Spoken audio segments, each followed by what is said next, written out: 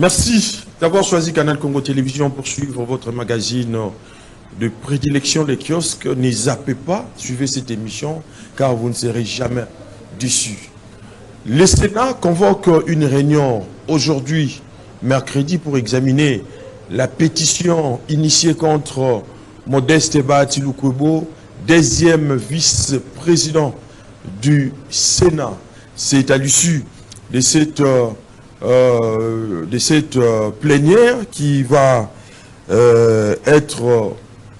avoir lieu plus tôt aujourd'hui, que la plénière de ce mercredi, l'opinion sera fixée bien évidemment sur la composition de la dite commission ainsi que le nombre de jours qui lui seront accordés pour rendre compte à la plénière. Cette question va être analysée et débattue au cours de votre magazine de prédilection, les kiosques insécurité dans la province de Kinshasa.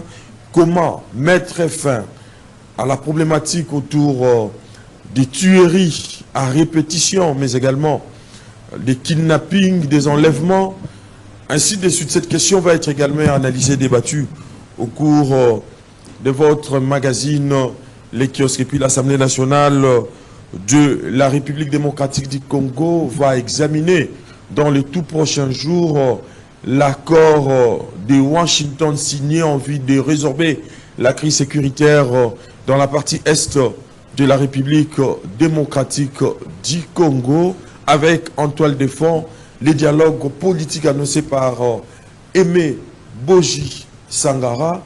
Nous allons analyser toutes ces questions avec nos invités au cours de votre magazine de prédilection, les kiosques. Pompon Joly, salut. Bonjour, cher. Très bien. Bonjour. Eric Nzabou, Eric Iziak, vous êtes les bienvenus sur Kiosque. Merci beaucoup, cher Eddy. Merci à Pompon, merci aux téléspectateurs. C'est Eric Izami. Eric Izami, oui. I comme innocent, Z comme Zahir, ami comme un ami. Très bien. Ça, c'est vraiment toi. Avant d'entrer des fonds à comble avec votre magazine de prédilection, j'aimerais qu'on puisse d'abord aborder cette question, la décision de la CAF qui attribue la CAN 2026 au Maroc, qui a eu à perdre devant le Sénégal. Cette décision est due du fait que l'équipe du Sénégal n'a pas pu respecter un certain nombre de règles établies, c'est-à-dire que au cours de la finale, après leur victoire, ils ont quitté les terrains pour aller dans le vestiaire. Cette situation n'a pas pu rencontrer, selon certaines indiscrétions, la décision, en fait, la Confédération africaine de football. Eric Izami, comment interprétez-vous cette décision de la CAF? Cette décision arrive 2 mois après, je crois. Je crois que c'est une première. Hein? Oui. Ça me surprend énormément. Et je ne voudrais même pas qu'on s'y attarde longtemps, parce que pour moi, ce sont ces genres de décisions qui détruisent même les feelings de ce que nous suivons quand nous regardons nos compétitions à gauche et à droite. Parce que bon, pour moi, c'était déjà passé, le Sénégal sur le terrain avait gagné, le Maroc, pourquoi est-ce qu'il faut revenir 2 mois après pour revenir sur la décision? Moi, ça m'embrouille. Je ne sais pas si dans l'histoire, il y a eu de telles décisions, mais je ne la partage pas, même si je respecte leur point de vue, mais je ne partage pas. 3-0. Ah, non, c'est gagné un par vaste, forfait. pour moi, j'ai même du mal à pouvoir faire le bon choix de mots polis.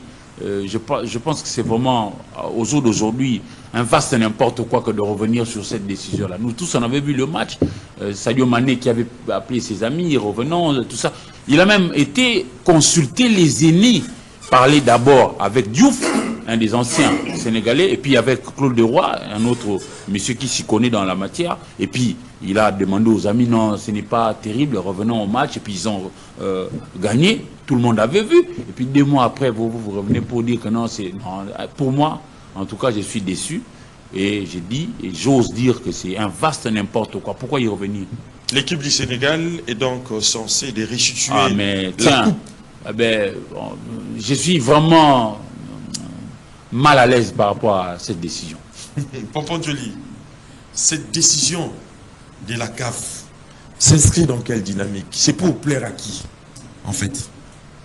Bon, merci, je le dis. Moi également, je le dis hier, sur les réseaux sociaux. J'ai écrit que c'était des fake news. J'ai vérifié et puis après j'ai senti que c'était une information authentique. J'étais un peu déboussolé parce que c'est vrai, la loi est dure. Mais la loi, il faut l'appliquer par rapport au contexte. 2 mois, c'est trop, c'est énorme. Si vous calculez le nombre de cannes, il y a eu des fautes plus que ça. Mais jamais la CAF a s'est rebiffée pour sanctionner. Vous voyez? Donc bon, les Maroc, c'est pas une première. Les Maroc, c'est pas une première. Vous savez, notre joueur a eu des problèmes au Marseille à cause des Maroc. Au Maroc, apparemment, il y a un grand lobby marocain qui travaille, qui influe sur les décisions de la CAF, apparemment. Parce qu'un joueur comme le capitaine Chancel Bemba, il ne pouvait pas subir ce qu'il a subi à son équipe, à son club. Donc c'était l'influence marocaine. Donc aujourd'hui encore, une grande structure africaine vient de subir la même chose.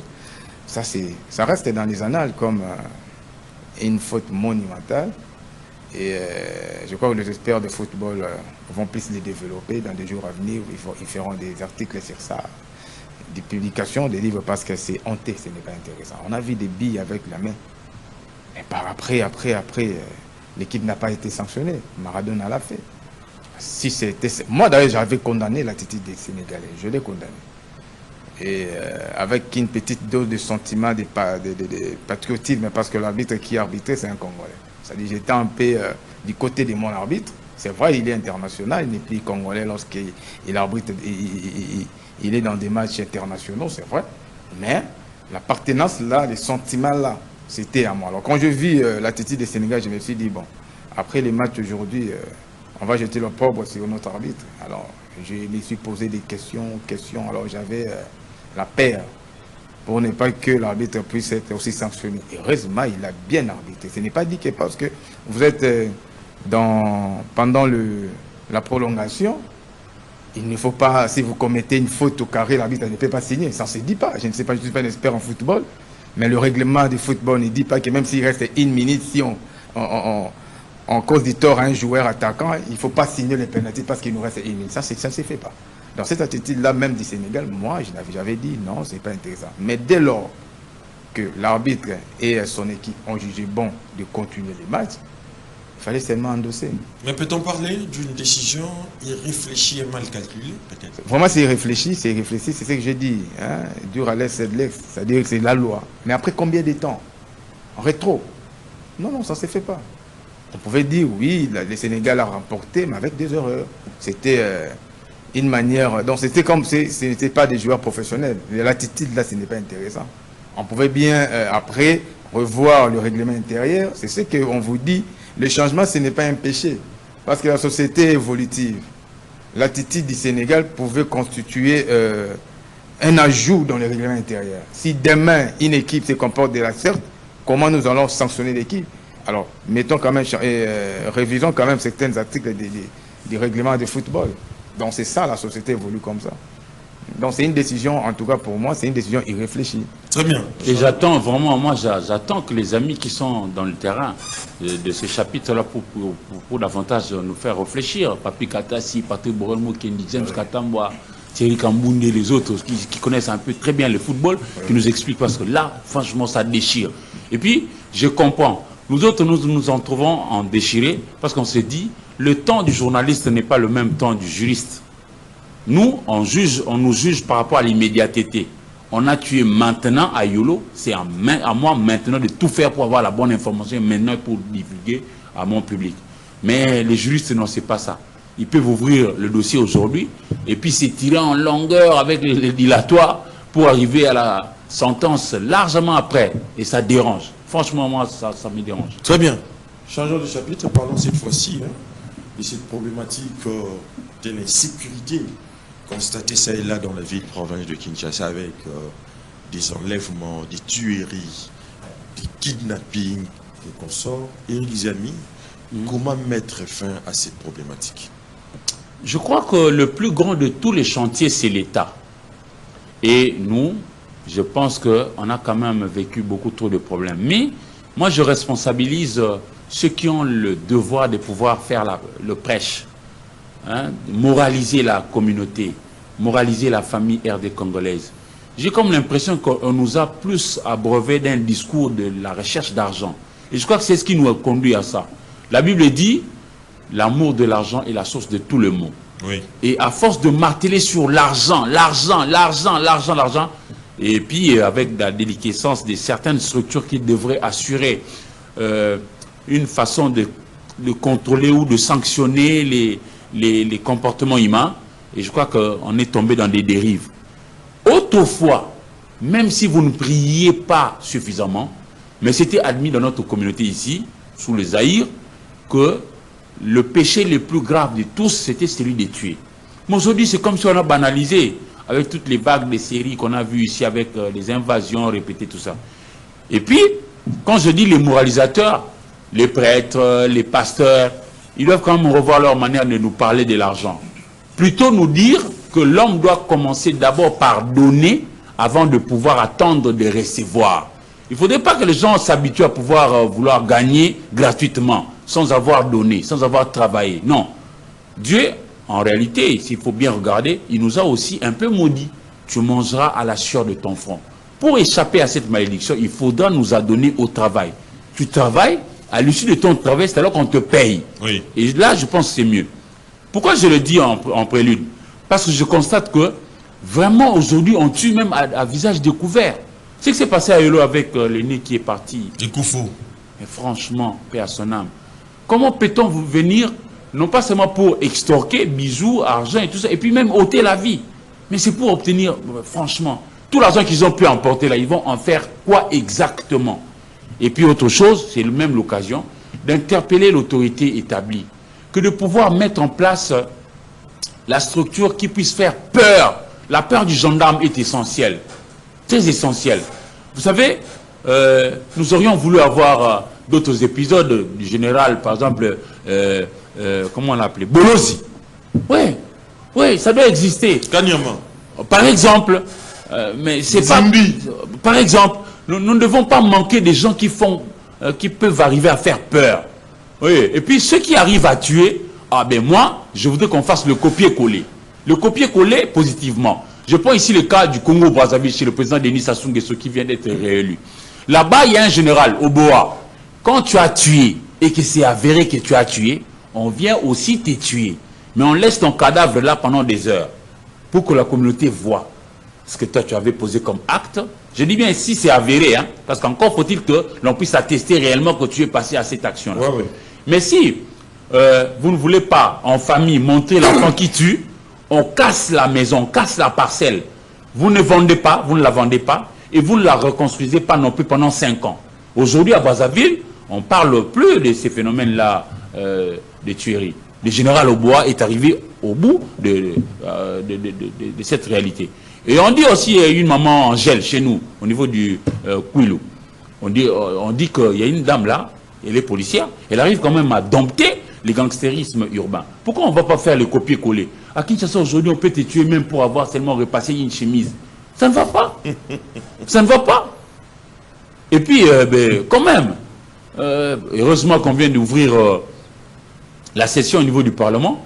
Je m'attends à ce qu'il y ait quand même... l'interpellation du ministre. Par exemple, pour que l'on puisse étayer et puis voir dans quelle mesure résoudre ce problème. Mais aussi, in fine, là je vais vraiment davantage embrayer, je l'ai souvent dit ici, les autorités doivent voir dans quelle mesure encadrer les énergies des jeunes. Je crois que c'est l'oisiveté aussi qui crée ça. Parce que quand vous venez au travail, vous arrivez par exemple à 7 h, vous y travaillez jusqu'autour de 18 h, vous rentrez à la maison, je ne vous vois pas aller faire le gangstérisme urbain. Vous êtes occupé. Vous avez une occupation qui vous prend tout le temps. Lorsque vous rentrez à la maison, vous êtes fatigué, vous prenez votre bain, vous mangez, et puis après peut-être que vous allez suivre les informations, papoter un peu avec les amis, les enfants à la maison, et vous allez dormir pour rentrer encore au travail demain. L'oisiveté est la mère des crimes. Et les défauts de l'esprit en est le père. Réhabilitons la sanction. Faisons qu'il y ait quand même une structure qui fasse peur. Tout ne doit pas être permis dans une communauté. Non. Oui. Même avec nos enfants à la maison, il y a des gens qui, quand on vous dit, non, Yannick, il y a tel monsieur qui arrive, on va t'accuser chez le policier. Il développe une peur et puis il va bien se conduire. Je crois que c'est essentiel. Là, on est vraiment tombé, ça ne va pas. Faisons le copier-coller. Très bien. Général Oboa, Oui. Pour Conjoli, chaque jour qui passe, on assiste à des spectacles macabres qui, du reste, dérangent l'attitude de la population. C'est cette problématique qui bat son plein dans la ville-province de Kinshasa. Kidnapping, enlèvement, mais également des tueries constatées, ça et là dans la ville-province de Kinshasa. Mais, malheureusement, selon la réaction du gouvernement, au cours du compte rendu, on dit par le ministre, notre ministre des médias et des communications, Patrick Mouyaya, ils ont parlé des rumeurs face à cet état des choses. Comment interprétez-vous ça? Des rumeurs, donc ce sont eux qui... Des kidnappings en fait. Qui ils ont des cas en fait. Oui, je suis vu. Oui, ça c'est des camps qui ont parlé des rumeurs. Non, nous n'y jouons pas. Ils n'ont pas parlé des rumeurs, non. C'est quand ils ont parlé des rumeurs. Non, la problématique autour des kidnappings dans la ville-province de Kinshasa, le gouvernement a parlé des rumeurs face à cette idée. Peut-être que vous n'êtes pas informé. Oui. Moi, quand je vis ça, je me suis dit, donc, apparemment, c'est un réseau alimenté par eux.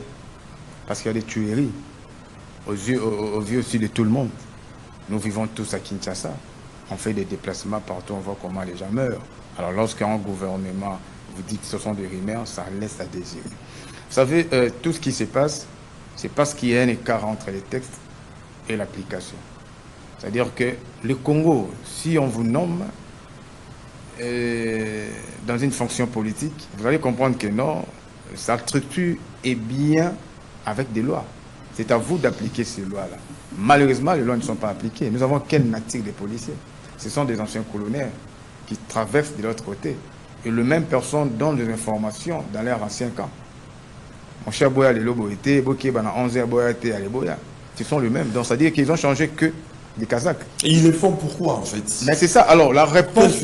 Non, parce que, c'est-à-dire l'homme ne change pas. Sa nature reste. Même s'il met une veste rouge, il garde toujours sa nature. C'est comme un serpent qui change de couleur de peau, mais il ne change pas sa nature de venin. Et là, c'est le même venin, sauf que la peau qui change.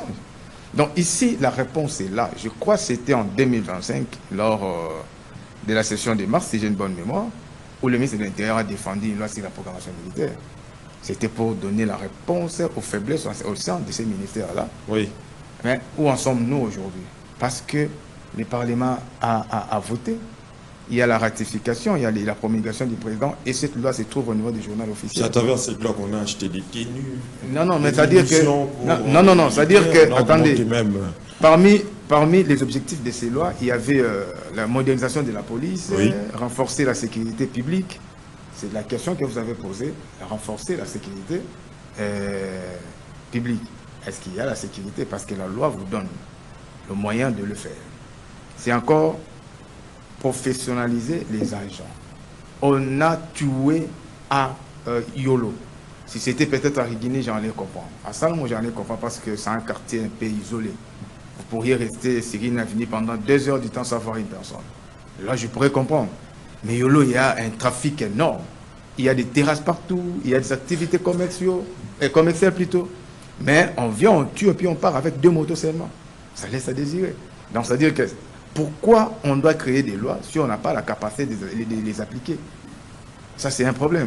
Alors, la loi nous dit encore, la réforme, c'est de créer industrie de la police, améliorer les partenariats police-public. Vous voyez? Toutes les questions qu'on est en train de se poser ici, la réponse se trouve au niveau de la loi sur la programmation militaire. Les budgets, c'était 2,5 milliards de dollars dans l'espace de 5 ans. Alors, posons la question au Parlement. Ce sont eux qui nous ont donné cette loi-là. Où en sommes-nous avec l'application de la loi? Posons la question à la population. Est-ce que la population sait qu'il y a une loi sur la programmation militaire ou la loi demande une collaboration entre la police et la population? Tout le monde se dédouane. La population ne sait rien sur tout ce qui se passe au Congo. Pourquoi? Parce que déjà, la gestion de notre pays, c'est une gestion occulte. On vous dit que le Parlement, c'est la 2e plus grande institution, mais les députés qui siègent là, ce sont des représentants du peuple. C'est un pouvoir délégataire. Ils doivent nous rendre compte à chaque fois. Mais les mêmes députés, lorsqu'ils partent en vacances parlementaires, On vous dit pendant un mois, les députés doivent d'abord rester ininterrompus avec la base. Demandez-moi, posons-nous la question. Est-ce qu'on va passer les vacances il y a 3 jours? Avions-nous vu 3 jours, la vacance a pris fin les 15. Est-ce que nous avons vu des députés combiner avec leur base? Non. Moi, j'ai des listes de presque 500 députés. Essayez d'appeler les députés, ils ne décrochent pas. Vous voyez déjà, cette attitude, c'est difficile de parler de paix. Parce que les personnes censées de vous fournir des informations, elles se considèrent comme des rois. Ça dit, moi, il n'y a aucun député qui m'a donné même $1. Aucun. Mais lorsque j'entre en contact avec un député par rapport à un travail que je fais, mais oui. Malheureusement, la population a un problème. Parce que vous savez, même cette constitution, je dis qu'on doit la réviser ou carrément la changer. Si on vous dit dans l'article 5 de la Constitution, alinéa 4, que le scrutin est universel, donc tout le monde peut voter, alors que la population congolaise, elle est à 80% analphabète plutôt. Donc ça dit, nous sommes dans une queue pour voter un député, pour voter un président. Quelqu'un qui n'a pas étudié parce qu'il a 18 ans, il n'a fait qu'un maternel, par défaut même pas maternel. Un chèque qui est devant vous, il vote au même titre qu'un intellectuel qui réfléchit. Si il vote Eric par rapport à ses capacités cognitives, je pense qu'il va plaider pour notre cause. Donc moi, je vote avec une autre compréhension. Mais les chèques et la personne qui n'a pas étudié, il vote sur base d'un polo qu'on a acheté ici à 500 francs, à 2000 francs, et on a mis les noms d'un député et sa photo. Il prend la polo, et les polos plutôt, et il se dit, je dois aller voter ces députés à cause de ces polos. Donc, c'est-à-dire qu'on vous donne un 10 000 francs, avec des secrets de 500 francs, vous dites que non, on va voter ces gens. Alors voilà les conséquences aujourd'hui. Nous subissons des conséquences de notre propre stupidité.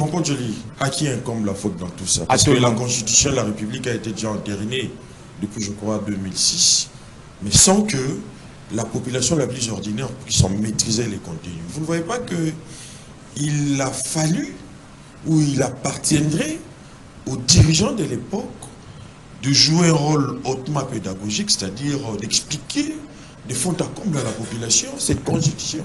C'est ce que je dis. Vous êtes devant quelle population? Il y a des statistiques. Si vous êtes devant une population majoritairement analphabète, vous voulez quoi?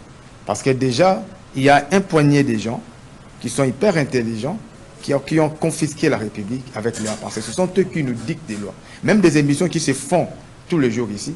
Pensez-vous les thèmes que nous utilisons, ça vient d'où? D'eux. Ce sont des qui nous injectent des informations. En réalité, là, il faut qu'on se le dise, le gouvernement, donc les 4 institutions sont gérées vraiment par des intellectuels. Là, il n'y a pas de débat. Et avec les systèmes concis par eux, ils nous dictent des lois. Parce qu'ils savent que devant moi, il n'y a personne. Il y a des personnes qui ne sont pas intelligentes. Si on vous découvre, voilà les systèmes, comment les systèmes fonctionnent. Parce que lorsqu'il y a une loi, dans la procédure législative, de conception, débat, promulgation, la dernière étape, c'est la publicité. Pourquoi la publicité? Parce que les personnes que nous gérons doivent comprendre que, voilà, les pays fonctionnent ABC. À partir de cette information, la population sera exigeante. Mais lorsque vous n'êtes pas informé, il y a un flou devant vous. Vous allez réclamer quoi? La loi existe, la loi c'est la programmation policière, avec un budget de 2,5 milliards pour un 5 ans. Est-ce que le Parlement a doté à ça? C'est à la population de s'enquérir. Très bien. Alors, s'il y a déjà cette inadéquation, en tout cas, il y aura toujours des morts d'hommes chaque jour. Éric Izami, je reviens à vous. À temps d'y devoir, il faut également associer un fait cruel. Face à l'insécurité et kidnapping, faudrait-il admettre que le Congo souffre de l'absence d'un homme fort qui possède un leadership à la dimension du pays? Non, non, moi je ne viens pas dans ça. J'étais en train de dire ici, le plus grand de tous les chantiers, c'est l'État. Et dans un État, on commence par nous dire que nous devons avoir un territoire, une population, à partir de laquelle on aura des dirigeants, etc. Mais chacun de nous devra jouer sa partition. Quand je suis intervenu pour la première fois par rapport à la question, j'ai un peu peint la société, comment est-ce que nous évoluons. Maintenant, j'en viens à un autre chapitre. Ceux qui sont au niveau de l'appareil judiciaire. Il y a des gens qui ont commis des bavures dans la société, qui ont été aussi appréhendés et puis présentés au niveau de la justice. Mais ils n'ont jamais été sanctionnés. Ça ne va pas non plus là-bas. Chacun de nous devra jouer sa part. Quand mon frère Pompon Joli dit, il y a aussi une petite partie qui concerne la publicité. Nous devons jouer notre rôle, que de venir éclairer la population. Voici X loi a été votée. voici les contenus de cette loi-là, voici c'est à quoi ça va, etc. C'est nous, le média, en appelant les experts à gauche et à droite pour venir nous Le Congo n'a pas un problème de manque de loi aussi, hein, quelque part. Mais nous avons aussi un problème de l'application. Il a parfaitement raison. Vous voyez, je n'entre pas dans le débat encore de la Constitution, mais je parle ici des faits. Oui. Comment est-ce possible? Il y a aussi un aspect qui est souvent évoqué dans ça, l'insécurité. On dit droit de l'homme. Quand un gangster, un Koulouna a tué, et puis sa famille vient, on dit... Alors la personne victime, qui a été victimisée, tuée, tout ça, à qui on a fait des dommages, celle-là, cette personne n'avait pas droit à la vie. Ce qui a conduit la diaspora congolaise de chez le président Sassou Nguesso à pouvoir soutenir tout ce que fait le général Oboa, c'est parce qu'on avait éventré une dame qui attendait famille. Les Koulouna de là ont ouvert son ventre et les images sont passées. Et là-bas en Europe et partout, on voit, ah ben, ces enfants-là, ils arrivent à faire ça. Alors, Oboa n'a pas tort de les tuer. Ici, les cas sont légions, en fait. Mais justement, je disais tantôt ici que nous devons avoir une structure qui fasse peur. Oui. On a quand même été dans une forme d'effritement. Hein? Aujourd'hui, on a qui comme gendarme que tout le monde a un peu peur? Presque pas. Pour moi, ça doit exister. Et j'étais en train de dire ici, ceux qui sont au niveau de la justice, ne relâchez pas celui qui a tué si facilement parce que vous avez donné l'argent. Parce que vous-même aussi, messieurs de la justice, vous pouvez être aussi des victimes potentielles. Je vous prends un cas. En novembre 2024, moi, je revenais de mon journal. À l'époque, je venais de faire un accident avec mon véhicule. Donc, j'étais à pied, j'ai pris un taxi, je descends au croisement des avenues Kalembele B24. Je devais aller à un rendez-vous. Après mon journal. Mais j'avais été encerclé par plus de 15 personnes qui m'ont arraché veste, cravate, montre, téléphone, etc., bague de mariage, et tout. Les Koulouna. J'ai eu la vie sauf parce que j'avais l'argent de Minerval de mes enfants. Je leur ai dit carrément, ne me tuez pas. Parce qu'ils ont sorti des lames des rasoirs. À 19h50 par là. J'ai dit, j'ai l'argent, prenez cet argent, laissez-moi en paix. Mais je n'aurais pas eu cet argent-là, je serais peut-être mort aussi. C'est parce que ça ne vous est pas encore arrivé que vous relâchez ces gens-là. Ils tuent, papa. On tue. Il ne faut pas minimiser ça. Et il ne faut pas me dire qu'il y a des rumeurs. Mais ça se fait au grand dam des autorités. Le monsieur qui est parti les là... autorités ne font rien, en fait, par rapport à ça. Bon, vous savez, moi je voudrais vraiment... Moi, mon souhait, c'est de faire le copier-coller. Même vous qui plaidez pour les droits de l'homme, moi je pense que même ceux qui sont victimes ont aussi droit à la vie. Parce que c'est le tout premier des droits, le droit à la vie. C'est lui qui a tué, qui lui aussi soit tué. Et pour moi, je pense que ça va dissuader un peu. Ça va dissuader. Tout le monde aura peur que non, moi je ne voudrais pas non plus tuer. Parce que si jamais j'ai tué, ah ben... Parce que maintenant là, je prends toujours les cas ici, non? Qui aujourd'hui parmi nous visite encore la famille de Rossi Chimang? Ah mais qui envoie l'argent pour que ses enfants aillent à l'école? Ahmad Tungoul. Etc. C'est-à-dire qu'il y a un mal dans la société, nous devons le dénoncer, et non seulement s'arrêter à le dénoncer, mais les instances habilitées doivent prendre des décisions, et des décisions fortes pour dissuader. Parce que dans l'humain, il y a un côté toujours de bestial.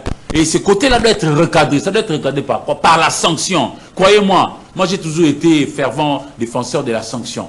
Aussi bien au niveau de la carotte qu'au niveau du bâton. Celui qui fait bien, qu'on le sanctionne positivement. Et celui qui fait mal, qu'on le sanctionne négativement. Parce que, vous savez, à une époque, toujours à Kinshasa ici, à Mumbele cette fois-là, dans le quartier Mumbele Alimité, il y avait un jeune gangster qui avait défié un policier. Et que le policier avait dit, si tu avances, je vais tirer. Oui. Et il avait défié le policier avec la machette. On a tous vu, et je me souviens, sauf erreur de ma part, parce que tout Kinshasa avait acclamé l'action posée par les policiers. Parce que les gens en avaient marre. Pour moi, c'est déjà la manière de jauger que non, les gens n'en veulent plus. Pour moi, il faut qu'on réhabite quand même la sanction. La sanction est essentielle. Très bien. Comment je remets à vous? Oui, au-delà même de l'insécurité constatée ça et là, il faut aussi le dire clairement que la population et les fonctionnaires de l'État souffrent de ces retards enregistrés pour c'est 2 mois. Le paiement de l'air dû, en fait. Vous ne voyez pas que il faut aussi mettre le point sur les i en ce qui concerne également les compétences de certains membres du gouvernement. face à cet état des choses? Oui, je réponds à cette question, mais je fais une petite marche en arrière par rapport à la première thématique. Vous savez pourquoi est né l'État? L'État est né sur le cendre de la guerre, cet appareil-là que nous appelons État. C'était défini par rapport à un contexte. Il fallait endiguer la crise parce qu'à un moment donné, c'était des termes que nous connaissons tous, l'homme est un loup pour homme. Alors comment arrêter ça? Il vient de parler, en l'homme il y a l'animosité, mais on travaille sur ça, parce que l'homme est défini comme un animal, mais à caractère social, n'est-ce pas? La différence avec le chien et nous, l'homme, l'humain des deux pattes, c'est au niveau de la conscience. C'est vrai, on est des animaux à un moment donné, mais on a une conscience de comprendre que ce que je fais du mal. Alors on travaille ça pour te socialiser. Alors l'État est né, on a doté à l'État des objectifs. Parmi les objectifs principaux de l'État, c'était sécuriser les personnes et leurs biens. On doit sécuriser comment? Ils ont créé un ministère de la Défense et de l'Intérieur. Il y avait 6 ministères régaliens, 6 ou 5. Bon, on a fini la guerre avec des voisins. Comment coopérer maintenant avec des voisins? Il faut créer un ministère des Affaires étrangères. Coopération, ainsi de suite. Il faut commercialiser, il faut faire quoi? On crée l'intérieur, on crée 5 ministères d'abord, parce que le ministère c'est créé par rapport à un besoin. Et malgré cette présence de l'État, il fallait encore définir comment régenter cette société. Et on dit, on a créé plusieurs structures, parce que l'État seul ne peut pas faire fonctionner la société. Et en sciences politiques, on appelle ça l'octogone du système politique. Parce que le système, c'est l'ensemble de plusieurs éléments en interaction qui donnent le goût de la chose. C'est-à-dire l'État, c'est l'orthodoxie. La loi est votée au Parlement, a subi le circuit normal, la publicité par via les journaux officiels. Alors le média joue son rôle de relayer l'information de cette loi. Vous savez qu'on a aujourd'hui la loi sur la culture nationale. Vous la connaissez? Parce que ça se trouve au niveau du journal officiel, RTS a publié, mais ça se limite là, non. Alors, la société civile doit jouer aussi son rôle, parce que c'est elle qui a la majorité de la population, pour dire à la population, voilà, cette session, on nous a donné 120 lois, 40 lois, 20 lois. Voilà la nature de cette loi. Mais non, même pas un féodé. Allez-y demander un ministre de tutelle. Voilà, il y a une nouvelle loi. Moi, je suis de la société civile, je voulais faire des conférences, des tribunes d'expression populaire. Le ministre ne te répond pas. Il ne connaît même pas comment fonctionne l'État. L'État, ce n'est pas les ministères. L'État, ce n'est pas les cours de tribunaux. L'État, ce n'est pas les parlements, ni les médias. L'État, c'est l'ensemble de tous ces éléments-là. La société civile, confession religieuse, parti politique de l'opposition, de la majorité, Parlement, Sénat, présidence de la République. Tous ces 8 éléments qui donnent le goût de l'État. C'est pour cela qu'on dit c'est l'orthodoxie. Moi, je prends des lois, toi, tu promulgues, toi, tu fais ceci, l'autre fait de la publicité pour relayer. Et c'est pour cela qu'on dit, nul n'est censé ignorer la loi. Mais lorsque le circuit est cassé, on est censé ignorer, parce qu'il n'y a pas un travail normal. Parlons des pays de fonctions publiques. Vous savez, même la Bible nous dit, la Bible c'est une boussole. Beaucoup de livres, même scientifiques, tirent sa source dans la Bible. L'ouvrier mérite son salaire. N'est-ce pas? Alors, quelqu'un qui a travaillé pendant 26 jours, il n'est pas payé, sans une raison. Alors, aujourd'hui, on a commencé à payer les gens, et demain, on va continuer. Alors, pour le mois de mars, maintenant, on payera quand? Parce que déclenchement des payes, ça commence des 17 pour le mois en cours, ça prend fin, je crois, le 20 au 22. Mais il faut comprendre aussi que le gouvernement avait donné la raison. C'est quoi la raison? La situation de l'insécurité à l'est du pays qui entrave. Non. La collecte ou la mobilisation. Non. L'État, le Parlement a voté le budget. La masse salariale constatée par les fonds monétaires. C'est ce que je dis ici. Il ne faut pas qu'on vous berne par rapport aux belles paroles. Vous savez, un homme politique, un opérateur politique, il faut méfier-toi de ces dires. Méfiez-vous de ces dires. Un opérateur politique, il pond ses verbes pour faire cacher sa pensée. Tout ce qu'ils disent là, c'est faux. Parce que dans les budgets, il y a des rubriques. C'est vrai, les budgets, il faut une autorisation avant de l'utiliser. Mais déjà, on vous dit, on vote les budgets pour cette année. Avant, c'était 10% sur la loi programmation militaire. Donc, ça dit 10% sur le budget national. Aujourd'hui, on a augmenté ça à 30% dans les budgets, mais sur le front propre. Alors, si le 21 milliards que l'État doit voter pour les budgets en exercice 2026, si on mobilise, par exemple, ces 21 milliards, nous on mobilise 14 milliards de dollars, des 14 milliards propres à nous, vous devriez avoir 30% des 14 milliards pour donner au FARDC. Et pour la police, c'est 2,5 milliards. Ça n'a rien à voir avec les packages là qu'on paye des fonctionnaires. Ça n'a rien à voir. Très bien. Non, parce que cette crise ne date pas d'aujourd'hui, ça date de longtemps. Ce n'est pas une raison de dire que non, si on ne vous paye pas, parce que l'argent est orienté. C'est vrai que nous sommes, il y a, comment dire, l'effort de guerre existe partout au monde.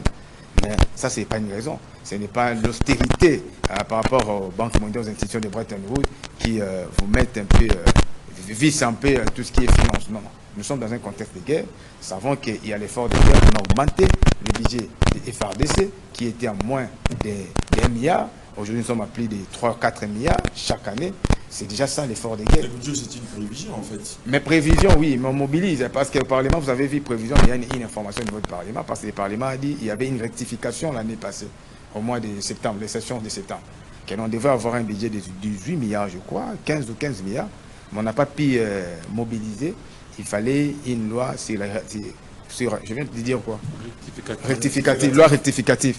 On a fait ça. Ça sera également examiné. Rectificatif, c'était d'abord, à moins de même cette plénière, au cours de cette session. Dans tout ça, oui, il ne faut pas associer les salaires des fonctionnaires et aux efforts de guerre, parce que là, il y a déjà une réponse. Très bien. Éric Izianou. Aujourd'hui, nous sommes le 15, près des 17. Les 18 même. 18 mars. 18 mars. Les fonctionnaires de l'État ne sont pas toujours payés, alors que les salaires ont un caractère alimentaire en fait. Mais la grande question que l'on doit se poser ici, toute nos lèvres, c'est de savoir si les salaires de janvier n'est pas encore payé, quand les fonctionnaires seront-ils payés pour le mois de février et le mois de mars? Ce sont des bonnes questions.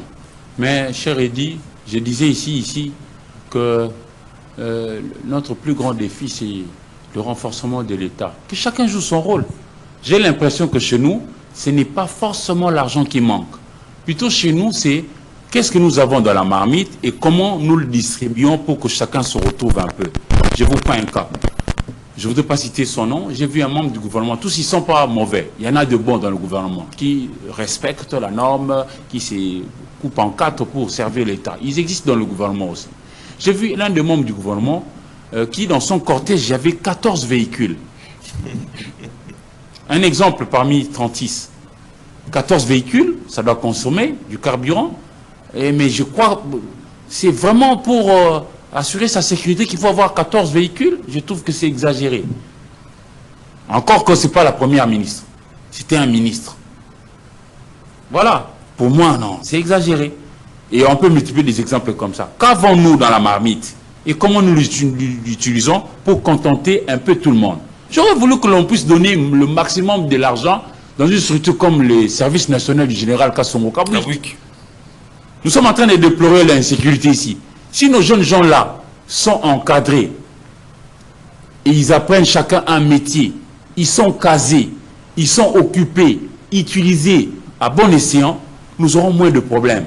Croyez-moi, même l'Europe, qui est souvent citée en bien, ils ont d'abord commencé par l'industrialisation pour occuper les gens.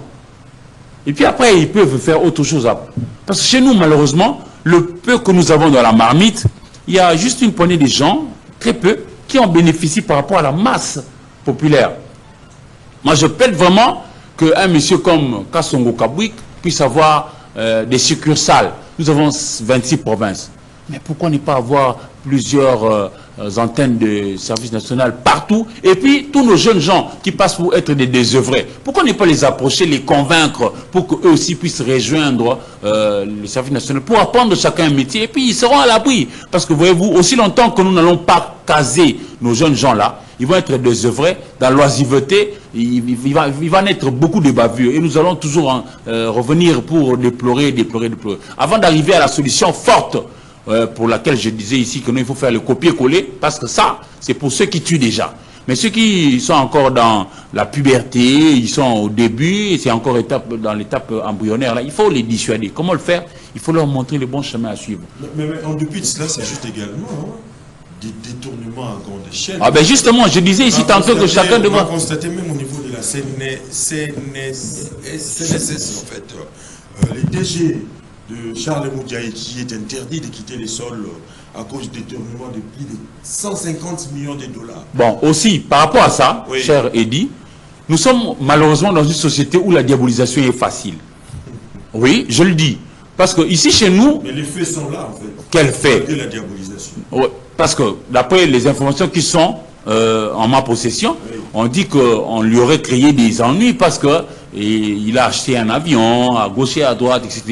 Je ne voudrais pas aller au loin parce que je n'en maîtrise pas encore les méandres, surtout que l'autre camp, je n'ai pas encore suffisamment d'informations à propos. Chez nous, facilement, on va te diaboliser. Je te prends un cas. J'ai fusillé ici ceux qui prêchent, ceux qui moralisent la société. Chez nous, regarde bien, quand vous êtes vieux et que vous êtes pauvre, vous n'avez rien comme substance, vous avez les cheveux poivre gris sur la tête, facilement on peut vous taxer des sorciers. C'est aussi les signes de la sagesse, en fait. Mais quand vous êtes vieux, oui, même si vous avez les cheveux gris partout, quand vous avez votre argent, vous savez vous suffire à vous-même un peu, on ne vous taxera pas de sorciers. On a une tare comme ça qui est née, mais qui malheureusement prend de l'ampleur. Chez nous, facilement, on peut noircir l'image de quelqu'un, et puis voilà. Et puis, même à contrario, on peut aussi blanchir quelqu'un qui est mauvais. Ça aussi, ça existe chez nous. Oui. Moi, je voudrais vraiment que si détournement il y a, que l'on puisse établir le fait. Au niveau de la justice, que chacun fasse son boulot. Moi, je me demande, il y a quand même des procureurs, non? Leur rôle, c'est de chercher les infractions. Là, qu'ils ouvrent les enquêtes. Le chef de l'État vient de promulguer une loi. Nous voulons que chacun fasse son boulot. Il y a des procureurs. Cher Eddy, moi, je veux voir chacun travailler. Nous sommes ici, non? Nous sommes en train de faire notre boulot. C'est celui-ci le nôtre. Que chacun fasse son boulot. Parce qu'on a dit ici, chez nous, il y a aussi des bonnes lois. Je prends un cas. Sur la route, qui est la loi qui nous régit sur la route, la voie publique? C'est le code de la route. Mais est-ce que dans notre code de la route, il existe cette histoire qu'on appelle un mbassou qui détruit nos pneus? Ah ben ouais, respectons sur toute la ligne. Voyez-vous? Voyez un peu ce que je veux dire? Donc... c'est pour les besoins de la cause, peut-être. Non, mon frère. Oui. Que le procureur fasse son boulot. Que les juges, les magistrats, que chacun fasse son boulot. S'il y a eu réellement de tout... Vous savez, 150 millions de dollars américains, ce n'est pas rien. Je le répète encore. Si vous avez un seul million de dollars américains, s'il faut dépenser par jour 100 dollars américains, vous allez faire 27 ans et 3 mois. Un seul million. Alors si vous en avez 150, voyez à peu près la manière d'utiliser. Parfois je me pose des questions. Est-ce que le million de la RDC ne sont pas égaux aux millions des autres pays? Je me pose cette question. Oui, je me pose cette question. J'ai eu peut-être, je le dis avec humilité, moi j'ai eu le bonheur de visiter. Je reviens du Gabon. C'est un petit pays qui n'a que 2 millions d'habitants. La capitale, c'est Libreville, avec 600 000 habitants. Dans les 600 000 habitants, il y a 14 000 Zaïrois. Je ne voudrais pas dire Congolais, parce que je ne voudrais pas faire l'équivocité des termes avec les frères d'en face, Brazzaville. Mais il a plu là-bas 3 jours de suite. Moi, je n'ai pas vu les routes se casser. Hein. Pourquoi est-ce que nous, on ne peut pas faire des routes comme ça? Je ne voudrais pas prendre l'exemple des Européens. Je reste en Afrique ici, chez les Ivoiriens, nos frères Abidjan. Mais qu'est-ce qui fait que leurs millions peuvent créer des routes, des bonnes routes qui durent longtemps? Mais nous ici, Kabambar est toujours ce qui... Ça ne va pas. J'ai revu encore l'avenue Kassai. Ah mais soyons sérieux, l'avenue Kassai. L'avenue Kassai, il servait à désengorger Bokassa. Quand vous quittez Sendwe et vous longez pour arriver par exemple au Grand Marché, et vous arriverez à Kabinda, vous prenez la droite pour entrer sur Kassai et puis déboucher ici sur la gare centrale. Mais Kassai est impraticable. Et comme ça pendant des années. Non, ça ne va pas. Soyons sérieux que chacun fasse son boulot. Moi, je suis de ceux qui pensent que chacun devra faire son boulot. Vous êtes aussi, la justice. La commune de la Gombe, siège des institutions, est asphyxiée par les coupures intempestives. Mais la Gombe n'est plus la Gombe que nous avons connue. La Gombe d'aujourd'hui, c'est pas la Gombe. En tout cas, excusez-moi, la Gombe d'aujourd'hui, ce n'est pas la Gombe que nous avons connue tout petit. Non, non. La Gombe, en face de Memli, oui. J'en étais à tomber à la renverse. Des câbles électriques dénudés. Est-ce que Baninga Issa et comment on dit il faut que câble tout le monde en a mis sous. Ah, mais les câbles doivent être sous terre. Ça va pas. Très bien. Et puis, tu as annoncé, moi j'anticipe avant que tu donnes la parole à mon ami Pampon Joly, tu vas lui laisser parler. Pourquoi est-ce qu'on est très rapide pour constituer une commission pour, par exemple, punir Bahati? J'en conviens, hein, s'il ne vous plaît plus, faites de lui ce que vous voulez. Il ne faut pas aller vite. Non, je sais pourquoi je le dis. Mais on n'a pas la même rapidité quand il faut réhabiliter une route. Allez-y aujourd'hui à Sosa, peu avant d'atteindre la maison communale de Ngiringiri. Je me pose la question si le gouverneur de Ngiringiri fait quoi? Il fait quoi? Considère-toi comme le président de la République de Ngiringiri. Pose des actes qui vont t'élever. C'est possible. Très bien. Changement de chapitre. Erizam, il l'a évoqué d'ailleurs.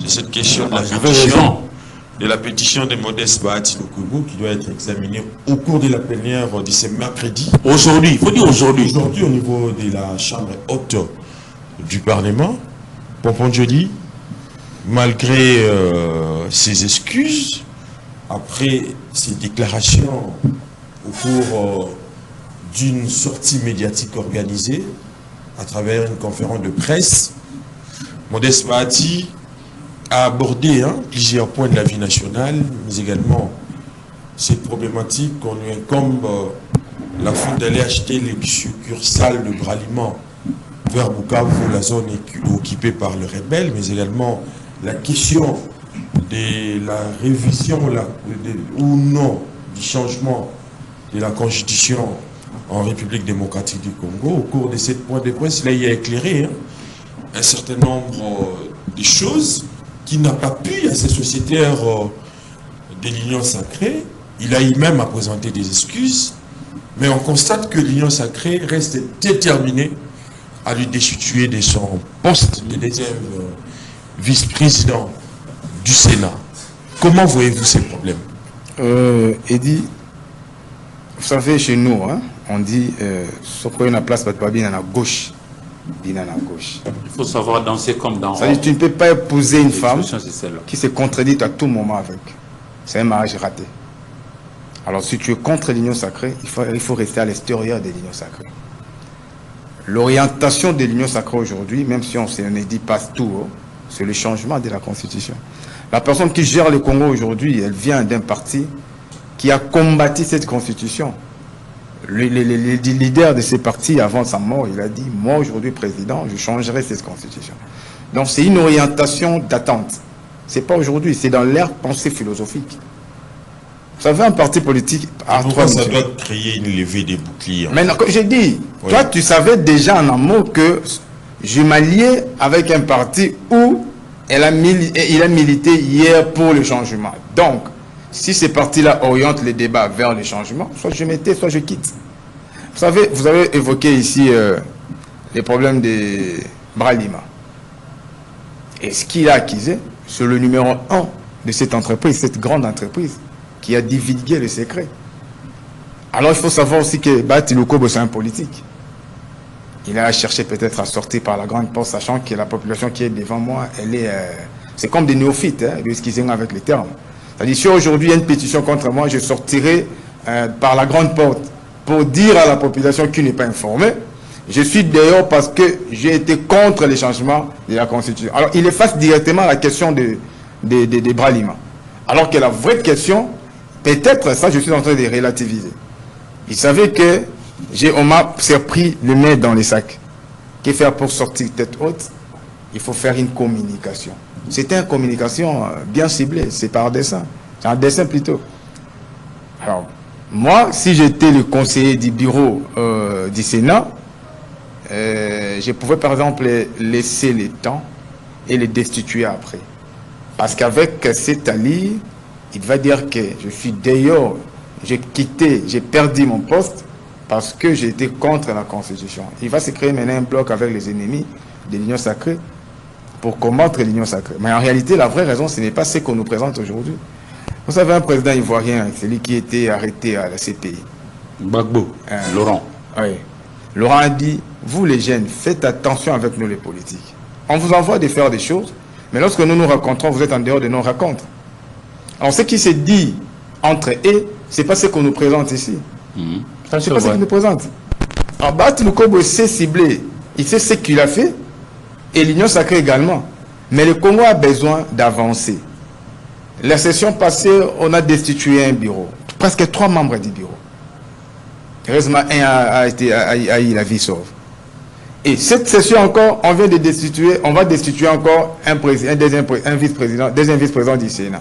Dans la session de septembre aussi, il y aura encore un membre du bureau entre le Parlement et le Sénat. Est-ce qu'on a besoin de vivre tout ça? On a besoin de vivre tout ça. Moi, je ne peux pas être dans un parti politique et je contredis les partis politiques à tout moment. Non, ça ne se fait pas. Quand vous êtes dans un parti politique, vous devez vous aligner. Une plateforme, vous devez vous aligner. C'est clair. Même de Tobarana, la position, on s'est baqué, quand tu as la bouche pleine, on ne parle pas. Mais c'est logique. Soit il faut rester en dehors. Donc, attendons voir la pétition. Mais les cas sont déjà cuits, ça c'est clair, il doit partir. Il y aura peut-être des circonstances atténuantes. Hein, peut-être qu'il va démissionner bien avant la sanction. Parce que en faisant état des dans le règlement intérieur, si lui-même a fixé l'opinion quant à ce il attend la procédure jusqu'au bout, en fait. Moi, je pense que non, c'est juste pour. Je connais le monsieur. Il va démissionner un jour avant. C'est ce que Caméra a fait. Parce que déjà, lorsqu'on vous destitue, vous perdez les avantages. Lorsque vous démissionnez, vous gardez vos avantages. Il sait déjà que non, tout ça a été déjà décidé. Je dois partir. Mais pourquoi il a joué à ce jeu-là? Parce que lorsque vous partez par destitution, et au niveau de parti, vous aurez des problèmes. Vous savez que Bati a engagé ses enfants partout, dans les entreprises publiques, partout, des portefeuilles, des ministères. Alors aujourd'hui, si vous perdez ces postes-là, au risque d'avoir AFDCB, et soit les gens qui sont casés là-bas, ils vont, comment dirais-je, vous désavouer. Et ils vont créer peut-être un deuxième. Ah oui, ça peut se répéter. Ça peut se répéter. Oui. Ça peut se répéter. Alors, sachant cela, moi je crois que la procédure peut être enclenchée, mais avant la fin de la procédure, le monsieur va démissionner. La lettre déjà, c'est son bureau. Très bien. Les amis, dans le but des dénonces, c'est ce qu'il considère comme une cabale montée de toutes pièces par les officines politiques, en fait, à sa personne. Dans les dossiers d'acquisition du surkissal du Braliment dans le zone occupée par le rebelle du M23, Modeste Bahati Lukolou avait organisé une conférence de presse où il a abordé plusieurs matières. S'agissant du changement ou de la révision de la Constitution, Modeste Bahati était clair pour dire que le Congo n'a pas un problème de texte, mais un problème d'homme. Cette déclaration lui a valu la vie, son poste, va lui coûter son poste, parce que c'est déjà dans le présent. Mais comment voyez-vous cette réalité? Je crois que quand il dit que le Congo n'a pas vraiment un problème de texte, il a plutôt un problème d'homme. Il ne dit pas non plus faux. Je vais démontrer ici que la loi qui nous régit sur la voie publique, c'est le code de la route. Mais est-ce que dans notre code de la route, nous avons le mbassou, l'instrument en métal là avec des taisons pour... Est-ce que ça existe dans notre loi? Non. Mais il a peut-être tort de le dire publiquement. Il l'aurait eu en discussion, en douce, dans leur propre famille politique. Ah ben, on verrait ça autrement, plutôt que de le dire devant témoins et de manière ostentatoire. C'est ce qui va lui coûter des ennuis. Mais je crois que moi, mon problème se situe au niveau de la manière dont nos acteurs politiques évoluent. Pourquoi est-ce qu'on est si prompt à pouvoir gérer? Par exemple, j'en conviens, hein, je ne leur défends pas de faire ce qu'ils veulent faire, des Bahati, s'ils veulent le destituer à eux de voir. Mais ils sont très rapides pour gérer ces genres de questions. Mais ils sont peu fertiles pour imaginer des solutions à nos préoccupations. Voilà. La route, papa, la route. Chaba. Ça traverse Kassavoubou jusqu'au niveau de Bumbo-Dela. Mais Chaba est impraticable à plusieurs endroits. Quel est cet élu? Parce qu'au Sénat, il y a aussi des élus de Kinshasa. Quel est ce sénateur qui en a déjà parlé avec empressement? Personne. Lorsque nous manquons de courant ici à longueur de journée, tu en as fait écho ici, même pour tourner une émission, nous avons besoin de l'énergie électrique. Même pour que notre population nous suive à la maison. Et là aussi, ces populations ont besoin du courant électrique. Même pour que nos enfants répètent leurs leçons la nuit, quand ils rentrent de l'école, la soirée. Ils ont besoin d'électricité. Tout ça, quel est cet élu qui se charge de ça? Personne. C'est seulement pour se régler des comptes. Et puis, là vient maintenant la notion de la nécessité de bien faire. Quand vous êtes aux affaires, quand vous gérez, posez des actions qui peuvent vous défendre. j'observe ici, et je l'ai souvent répété, que notre fleuve n'a presque pas de bateaux pour nous aider à pouvoir garder en bon état le boulevard Lumumba, pour quitter le beach Ngobila vers Maluku et vice-versa, ou que le beach Ngobila vers Kintambo, Kintsuka, vice-versa. Admettons, aujourd'hui, il venait d'avoir 70 ans en février. Du haut de sa stature, professeur des universités, il est perçu comme un riche. S'il avait des bateaux ici qui servaient la population dans ce sens-là, je crois que même la population peut-être aurait pu lever la voix et puis on aurait peut-être revu sa question autrement. Faisons bien les choses, ça peut plaider notre cause. Parce que là, je constate que Kamere en son temps avait demandé pardon, on a vu ce qu'a été la suite. La fin, c'est qu'il a fini par être destitué. Oui. Lui autant, il a demandé pardon, c'est vrai, mais je sais qu'on ne va pas le lâcher. Mais je regrette simplement que nos politiques, pour la plupart des temps, ils sont très prompts quand il s'agit de leurs intérêts politiques, mais ils sont trop lourds pour agir quand il s'agit de l'intérêt commun. Voilà la suite. Très bien. Et on verra ce que ça va donner. Oui. On verra. Et puis, Njoli, pour revenir largement en arrière, mon frère Popon Njoli a dit il faut faire la publicité des lois. C'est vrai. Et j'ai moi mentionné ici que nous sociétés civiles, c'est-à-dire les médias, nous devons aussi inviter les experts pour venir expliquer à notre population, l'éclairer et tout ça. Mais nous avons aussi un autre problème. Il y a dans notre société des gens qui connaissent, mais qui, quand arrive le moment de pouvoir partager leurs connaissances à l'ensemble de la population pour amener celle-ci à quitter l'obscurantisme pour venir à la lumière, cela nous balance parfois des balivernes. Ça, je ne sais pas comprendre ça. Pour l'illustrer, c'est le cas du professeur Mbata. Par exemple, aujourd'hui, il peut dire la Constitution est ceci. Demain, il dit oui, ça non. Je voudrais dire, nous devons aussi arrêter avec la prostitution scientifique. La science doit être l'asile de la vérité. Moi, je suis chrétien catholique. Mais mon ami qui est musulman, qui a pour messager simplement Mahomet, lui aussi 1 + 1 = 2. Moi aussi qui crois en Jésus-Christ, 1 + 1 = 2. Celui qui croit en Bouddha, je ne sais pas, hindou, tout ça, lui aussi 1 + 1 = 2. La science doit être l'asile de la vérité. Il ne faut pas prostituer la science selon que vous êtes dans un camp ou dans un autre. Mais la question de la Constitution, il faut tenir compte du fait que la Constitution, c'est la Bible de l'État. S'il faut la changer, s'il faut la modifier, c'est la population qui Mose avait dit que la Constitution n'est pas une Bible. Pour rester... Oui, on peut changer. On peut changer, on peut modifier. Mais oui, on peut changer, on peut modifier. Mais selon les normes prévues par cette même Constitution. Et pour toujours, il faut tenir compte, in fine, de la vie de la population. Très bien. Voilà. Popon Njoli, donc il nous reste quelques minutes. Je vous accorde 2 minutes. Abordons cette question de la ratification de l'accord de Washington pour endiguer la crise sécuritaire dans la partie est de la République démocratique du Congo. Les débats s'invitent aujourd'hui au Parlement avec en toile de fond des dialogues politiques annoncés par le président de l'Assemblée nationale, Aimé Boji Sankara. Votre analyse par rapport à cet tas de choses? Oui, c'est quelque chose qu'on attendait depuis longtemps. Vous savez, cette signature a créé des zones d'ombre. Les gens se sont posés des questions. Il y a une résolution 2773, il y a l'accord du 27 juin, mais jusqu'à aujourd'hui, les Rwandais ne respectent pas, parce qu'il y a toujours la présence de militaires rwandais au Goma. Alors, tandis qu'on a signé entre les 2 présidents, ainsi que le président qui a fait l'office de la médiation, c'était le président, entre guillemets, de la superpuissance. Mais qu'est-ce qui fait que, jusqu'à aujourd'hui, cet accord-là pose un problème? Du côté Congo, il y a une adéquation. Parce que lorsqu'on gère la population doit être informée sur la gestion de son pays. Parce que si on a des institutions, c'est parce que la population qui a donné à l'État les institutions, les 4.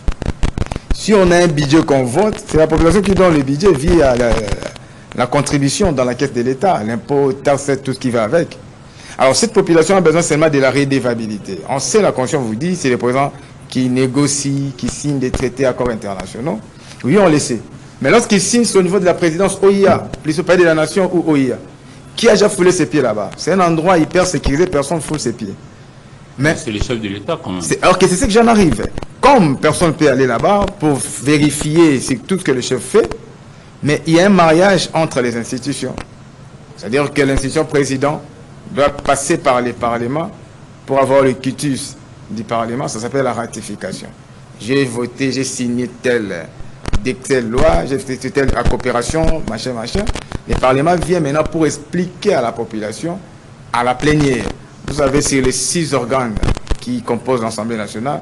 L'organe suprême, c'est la plénière, parce que dans l'esprit des législateurs, la plénière a un caractère public. Si vous n'êtes pas là-bas, vous pouvez mettre la RTNC et vous le suivez. Mais par rapport à la procédure, il a fallu que le gouvernement signe l'accord et le Parlement viendra ensuite c'est ce qui est prévu dans notre Constitution. Bon, 213, article 213. Dans les lois parlementaires, hein, c'est-à-dire la ratification et la signature des accords et traités, ça dépend des parlements et nôtres. Il y a d'autres parlements où les présidents signent, négocient en amont et les parlements viennent en aval. Il y a des matières aussi. Chez nous, il y a des matières, par exemple la question des finances, la ratification des histoires des finances et tout. C'est les parlements qui ratifient. Et puis, les présidents partent pour signer. Dans les cas d'espèce, en principe, c'est les parlements qui devraient d'abord ratifier et les présidents pouvaient aller signer. Vous connaissez comment les choses se passent au Congo, donc chez nous, dans l'imaginaire collectif des Congolais, c'est-à-dire le pays est régenté à 100% par le président. C'est lui qui oriente les tout. Malgré on vous dit le pouvoir législatif est là pour faire ça et là, mais il y a des vices à un moment donné. Mais en réalité, il y a d'autres cas où le Parlement ratifie en amont. Il y a d'autres cas où le Parlement ratifie en aval. Très bien. Éric Izami, je termine par vous. L'accord de Washington va bientôt être examiné au niveau du Parlement. Mais on constate, malgré cet accord signé, sur terrain, rien ne va. Non, il faut quand même violé quand tu dis rien ne va, par le Rwanda. C'est pas totalement vrai. Oui. Quand tu dis que rien ne va, c'est pas totalement vrai. Aujourd'hui, en tout cas, il faut dire que la RDC a quand même petit à petit réussi à commencer à inquiéter l'ennemi qui nous malmène depuis un moment. Ça, il faut le dire. Au niveau du Parlement, ça sera plutôt l'examen. Hein, qu'est-ce qui a été signé, pourquoi, etc., pour évoluer. Parce qu'avec mais l'escalade des violences constatées, ça et là, en fait, nous déplorons, oui. Nous déplorons, mais nous devons nous organiser aussi entre-temps. Et je crois que c'est dans des périodes difficiles que l'on peut encore davantage réfléchir pour que nous puissions savoir comment prendre nos décisions et même sauver notre nation. Et je crois que c'est cela. Là où s'arrête les moyens matériels, devra commencer l'imagination. C'est comme ça que nous devons réfléchir. Maintenant, là, réfléchissons pour arranger. Et je crois que l'examen, ça tombe au bon moment. Parce qu'aussi, il y a d'autres structures de l'État ici qui, aujourd'hui, ont même ouvert d'autres enquêtes, même avec le contrat sino-congolais. Ouais. Avec une structure là, APSC, qui est sous la tutelle de la primature. On va revoir ce qui a été signé avec les Chinois. Par ailleurs aussi avec les Américains, c'est pour voir qu'est-ce qui a été dit, tout ça, pour que l'on sache comment nous y prendre. Et puisque c'est un partenariat, la première réunion a eu lieu là-bas chez eux, aux États-Unis, la deuxième réunion devrait avoir lieu chez nous et on va évoluer comme ça. Moi, je reste positif pour que nous puissions faire triompher notre cause. Mais je nous interpelle aussi. Lorsqu'arrive le moment des responsabilités, il ne faudrait pas qu'on se perd. Parce que chez nous, généralement, nous réfléchissons bien.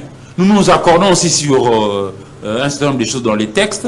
Mais chez nous, généralement, là où ça casse, c'est lorsqu'il arrive le moment de matérialiser maintenant ce qu'on s'est dit. Je prends un cas. Les Ougandais sont venus se battre avec les Rwandais à Kisangani, ça a tué les gens, etc., etc. Quelques temps après, on est allé en justice, on a condamné l'Ouganda. L'Ouganda doit nous payer des amendes. L'Ouganda commence à payer les amendes. Maintenant, pour indemniser les victimes, il y a un monsieur là qui sort de je ne sais pas où, il commence à voler les millions. Voilà. Nous devons être sérieux et moi je reste positif. Très bien. Je reste positif. En tout cas, c'est la fin. Nous sommes arrivés à la fin de l'émission. Mais pour terminer quand même, je dois quand même saluer une initiative. Aujourd'hui, il va être lancé la première édition du forum Chine-RDC pour les médias. Oui, avec le média de la République démocratique du Congo et la Chine.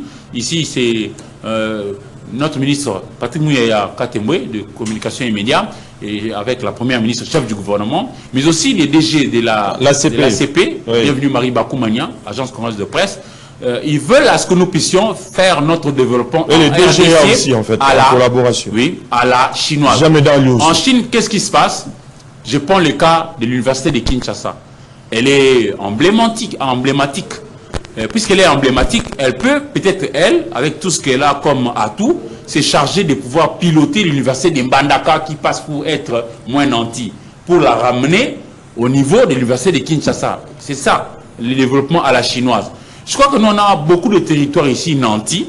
S'il faut prendre par exemple la province du Lualaba. Le Lualaba a plusieurs territoires, je crois 5, Muchacha, Kapanga, Dilolo, Lubudi et puis Sandoa. Partout là, c'est, je dirais même la partie la plus riche du continent. Parce que c'est là qu'on trouve tous les minéraux, tout ce que vous pouvez imaginer, coltan, cuivre et tout ce que...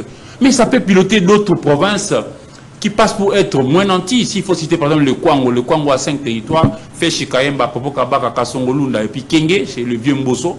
Là-bas, on ne parle pas minerais, mais ils ont beaucoup d'étendues de terres arables qui peuvent cultiver. Mais puisqu'on n'est pas encore arrivé à ce niveau-là, tout l'argent généré par les Lualaba peut-être déverser un petit quelque chose dans la caisse de péréquation.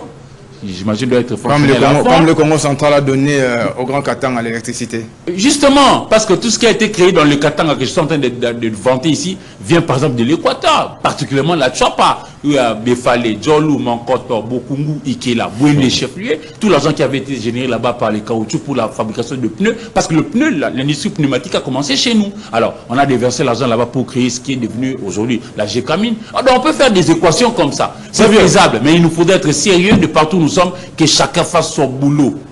Et je termine par un souhait, que celui qui a tué, qui puisse subir la sanction, c'en est trop. Très bien. En tout cas, c'est l'affaire Omefessine, nous sommes arrivés par rapport à la ratification. Omefessine, Pompon Dieu, nous sommes arrivés si vraiment à la fin. Ça sera mauvais, accorde-la lui. Seulement. En fait, vous connaissez bien comment fonctionnent les parlements. Quand on dit les parlements doivent ratifier, les parlements prennent l'élément pour un débat. C'est-à-dire que après le débat par rapport à la signature du 27 juin, il renvoie ça chez les présidents partent pour signer et ça revient au Parlement pour la ratification. En réalité, le débat, c'est en amont, mais la ratification, c'est en aval après la signature. Très bien. Voilà. Merci pour cette précision. C'est la fin. Nous sommes arrivés à la fin. Je vous remercie, Pompon Joly et Eric Gizam d'avoir répondu à notre invitation. Merci à l'équipe technique et rédactionnelle du canal Congo Télévision. On se retrouve demain avec les autres invités. D'ici là, portez-vous bien et bonne suite des programmes sur Canal Congo Télévision.